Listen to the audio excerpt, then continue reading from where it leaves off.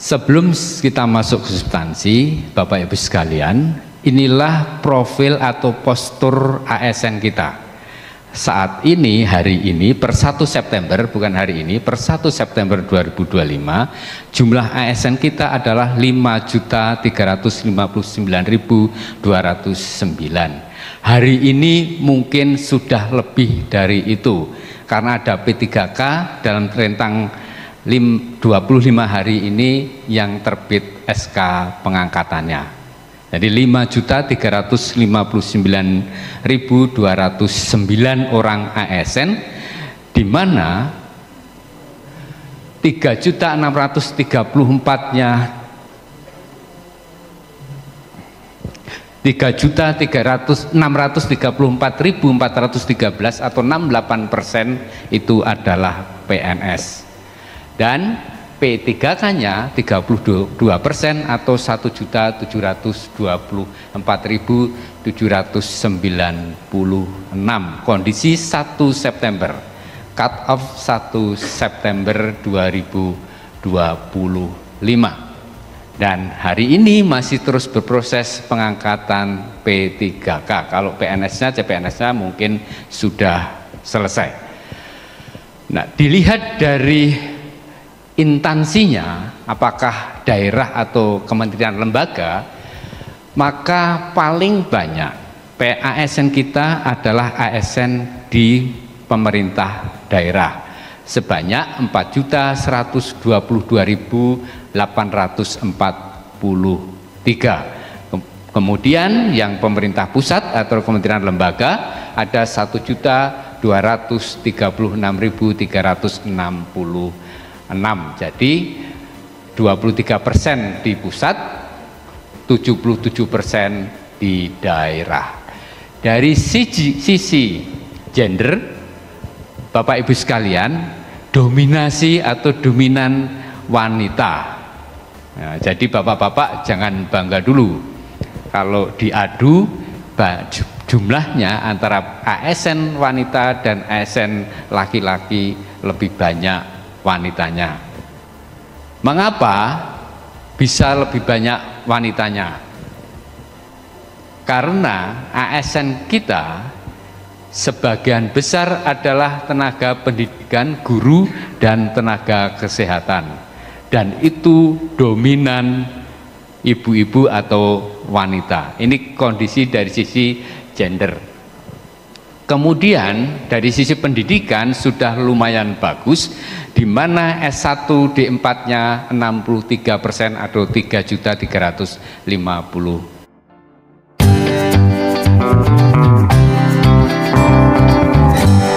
Empatnya 63% atau 3.355. Dan dari jabatan yang struktural hanya 6% karena administrator dan pengawas sudah relatif dikurangi, tinggal JPT untuk administrator dan pengawas mungkin di daerah yang masih banyak dan di UPT. Kemudian untuk fungsional ada 3.491.633, di mana yang paling banyak adalah fungsional guru, ya, fungsional guru untuk PNS maupun P3K-nya, kemudian diikuti oleh medis atau tenaga kesehatan.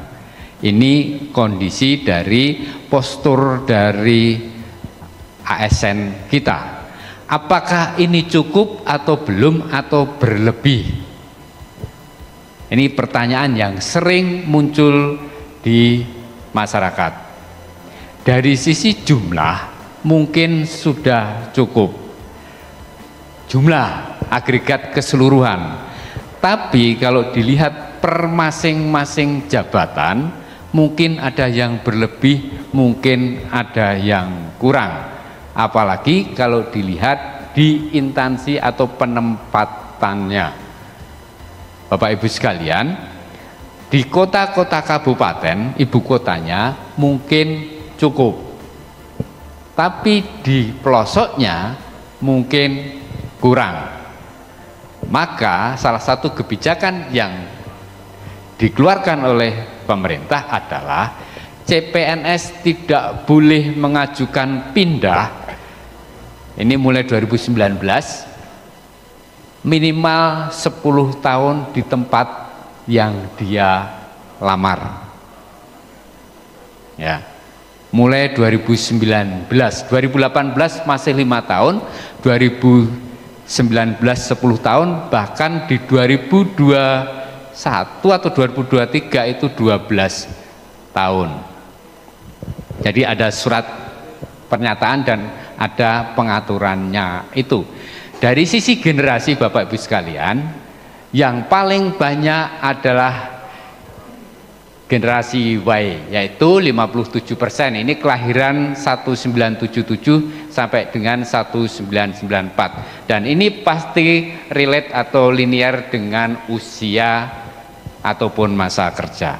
Lanjut, ini kondisi data atau postur atau profil ASN kita. Dari data tersebut kita bisa mendapatkan banyak informasi, apalagi kalau kita masuk lebih dalam, lebih detail data tersebut. Nah, apa yang dilakukan oleh BKN?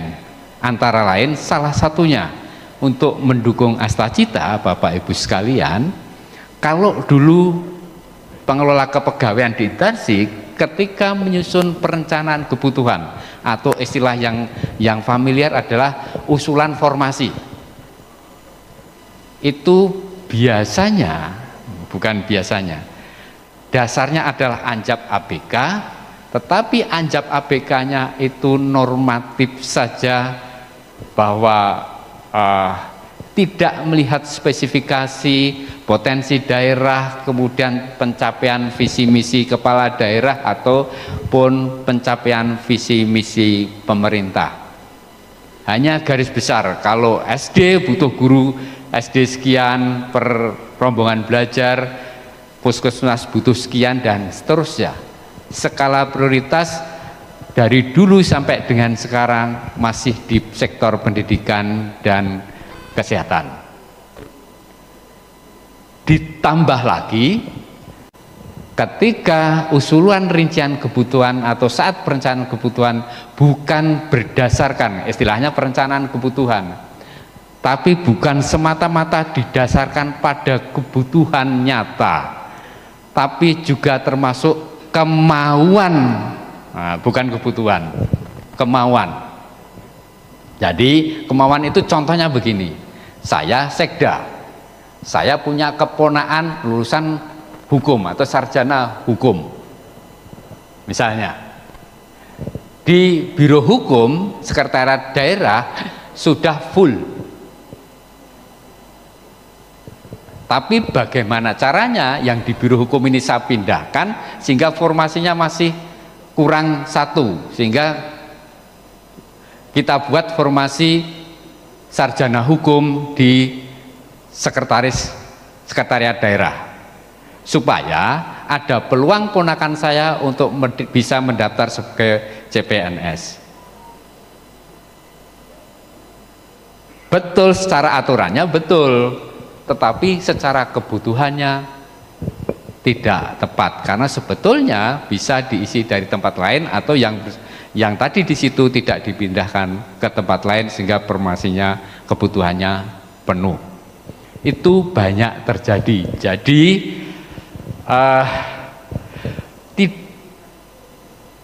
saat seleksi calon ASN, permasalahannya bukan pada saat seleksi dan seterusnya.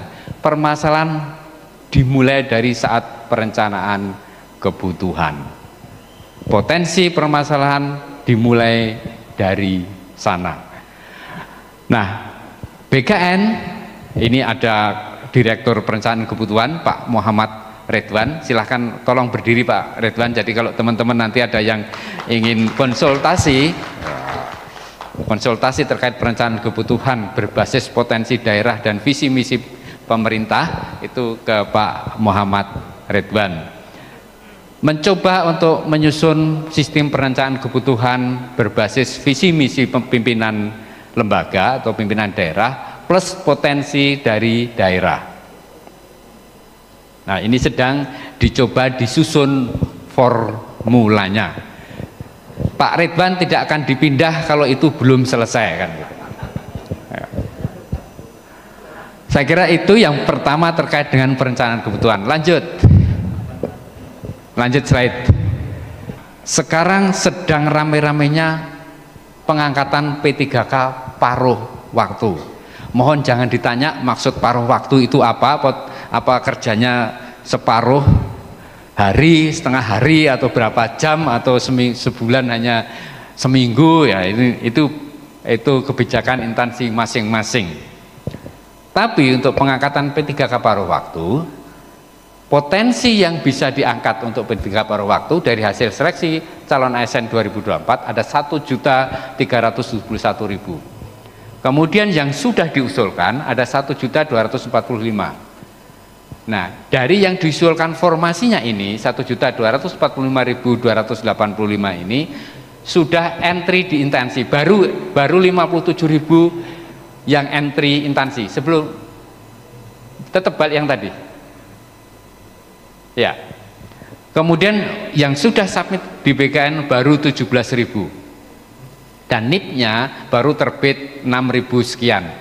Tugas dari teman-teman di BKN, Kanrek dan Direktur Pengadaan ini dari 17.000 baru selesai 6.418. Ini data per 22 September. Jadi masih ada sekitar 10.000 sekian beban yang masuk yang belum kelar. Itu harus selesai 5 kali 24 jam. Kemudian karena masih ada sekian potensi calon P3K paruh waktu yang belum isi daerah sampai dengan hari ini, maka jadwalnya kami perpanjang. Jadi isi daerah paruh waktu paling lambat kita geser, kita mundurkan menjadi tanggal 27 September 2025. Tadinya tanggal berapa gitu, kemudian kita sesuaikan menjadi 22 September 2025, tapi masih ada sisa sehingga kita undur lagi ke 27 September 2025. Itu yang baris pertama. Ini semoga sisa yang sekian puluh ribu itu bisa mengisi daerah. Kendalanya antara lain SKCK dan seterusnya. Karena langsung dalam waktu pendek Polres diserbu sekian ribu pencari SKCK dalam waktu yang pendek, itu saya kira kewalahan juga. Lanjut. Nah, untuk di samping tugas-tugas rutin tadi Bapak Ibu, ada tugas yang ini betul-betul mendukung Astacita dan program Presiden, yaitu penetapan nomor induk pegawai untuk sekolah rakyat. Ini P3K yang tidak terangkat, kemudian ada yang ditugaskan ke sekolah rakyat. Jadi ada 1.323 dan sudah kita selesaikan nomor induk untuk mendukung program Presiden kita terkait dengan sekolah rakyat dan MBG, ya, makan bergizi gratis. Untuk MBG kita sudah menyelesaikan 99,9% dari 2000 atau 2065, yang kita selesaikan sudah 2065 juga, tapi SK-nya nyelip satu dari BGN, kurang tahu apakah mengundurkan diri atau meninggal dunia yang satu orang ini. Untuk SPPI, untuk tenaga pengelola MBG ini. Jadi ada sarjana penggerak pembangunan Indonesia yang diangkat menjadi P3K di Badan Gizi Nasional.